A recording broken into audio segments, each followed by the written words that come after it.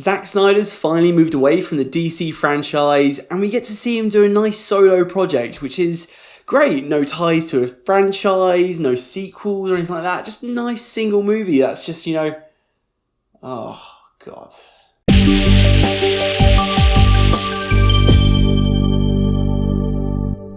Okay, so, Army of the Dead. Not really sure where to start with this one. Looking at some reactions online, this is coming off as either one of two things. Opinion number one, that this is a breath of fresh air for Zack Snyder compared to his previous movies, and this is one of his better projects. Or you got opinion two, which is that this is the worst thing he's ever done and it's not even worth your time. And ladies and gentlemen, I'm here to finally tell you that it is exactly down the middle of those two opinions.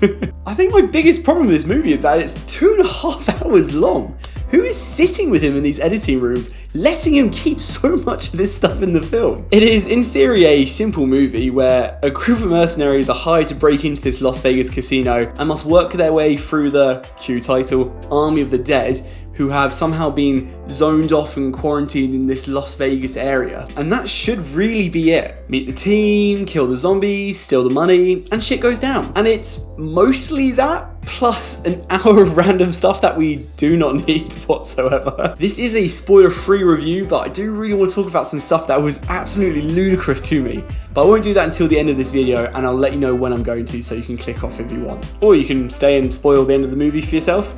I'm not your mum, let's be honest. Okay, let's start with the good stuff in this movie. And I suppose that the main thing for me when watching this was that this movie is surprisingly funny. I found that this film was trying to toe the line of being this arcadey zombie action flick in this movie that was taking itself way too seriously. When it was doing the former, I think this movie worked really well, and it was actually quite entertaining to watch. But there was also quite a lot of scenes that contradicted that, where it made the film come off as if it wanted to be above and beyond the normal zombie films, and in doing so came off as this cringy and dull form of media. So you get this weird roller coaster scenario where it starts off in a really good high, sets you off for a decent tone, drops significantly for like a good 45 minutes or so, and then you go up again for a fun action bit, down again for serious stuff, and then so forth. We also get the classic Zack Snyder intro to a movie, which is essentially take a classic song, give it a bit of a twist to do it, and then put it behind some slow motion montage which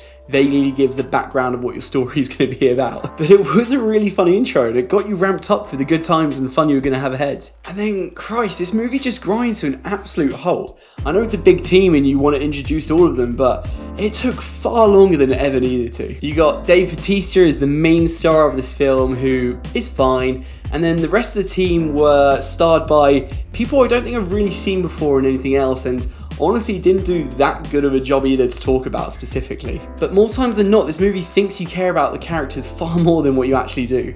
Except for one scene which drives me crazy, which I will talk about much more in the end. But for the most part, no one really cared, and it kind of just got in the way of that zombie heist movie that everyone showed up for in the first place. Dave Bautista's daughter's subplot honestly adds about 45 minutes to this film, and it does nothing good for the story, and it doesn't even show you how it ends, which is crazy. But once you get into that good chunk of the movie where it's zombies and guns and action, it becomes really entertaining, as long as you don't think too hard about it. The zombies are pretty cool, but there's honestly not that much thought put into them. You've got Zombie Tarzan as their leader, but then you've just got martial artist zombies, zombie robots I'm pretty sure, a zombie tiger which is there purely for trailer bait, just basically what I feel like Zack Snyder just felt like doing at the time they put in. But if you aren't taking this movie too seriously, I think that's fine, honestly, because you watch all these gruesome deaths and these action bits, and I was honestly just sitting there with a group of friends I was watching this with, and we were laughing out loud, having a pretty good time with this. But somehow I don't feel like the movie was intending to do that. Bear with me in this one, but in a lot of ways, this reminds me of Suicide Squad. And that's not in terms of premise, but in terms of execution. We got this fun trailer making us think that it's going to be this funny, gung-ho, good times thing, and then you watch the film and it's this 2 hours plus thing with inconsistent storytelling enveloping what you can see to be entertaining film, but it just sets itself up with like a million unintentional questions thanks to his editing choices. The neon stylistic marketing choices of the movies themselves as well completely didn't match the final tone of the films shown. And whilst a lot of people passionately hated Suicide Squad, those that just took it at face value actually enjoyed it and had a pretty good time. So do I think you should watch this? yeah, if you like zombie films and you don't take this one too seriously, there's a good hour and a half entertainment in here amongst a 2.5 hour movie. Do I think there should have been a sequel?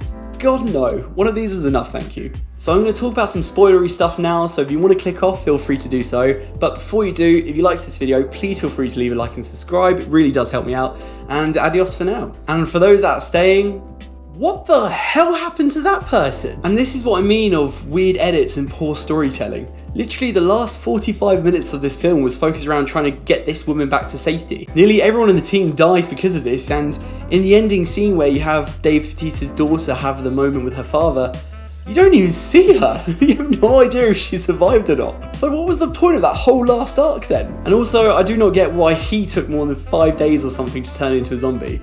It felt like purely a basis for the writers to sequel bait another movie, but he should have either A, died from the explosion, or B, turned into a zombie in minutes or hours like everyone else in the movie did. It was literally the one rule they set up. And also a fun fact, if you felt like watching this woman in the movie felt weird, it was because she was actually superimposed into the whole movie. She digitally replaced the previous actor, and I'm pretty sure she hasn't even met most of the cast. Besides her not being, in my opinion, one of the greatest of actors, I'm kind of impressed that they managed to do this semi-convincingly throughout an entire movie. You go back and watch some of the scenes and it becomes a bit more obvious once you know. But yeah, those were just some gripes I really wanted to get off my chest. Let me know if you've seen Army of the Dead on Netflix, what your thoughts on it were, let me know in the comments down below. And I've already said the other stuff about liking and subscribing, so as always, stay tuned for more reviews on movies, anime and video games. Until next time guys, take care. Bye bye.